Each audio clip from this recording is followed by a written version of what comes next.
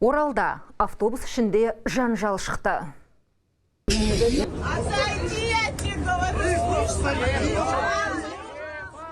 Майфест фестивалінен қайтып келе жатқан автобуста жас жұп жолаушыларға баллоннан газ шашқан. Әлеуметтік желіде тараған бейне жазбадан ер адамның алдымен дәлізде тұрған қызға, кейін оқиғаны түсіріп жатқан жігітке газ бүркіген көрінеді.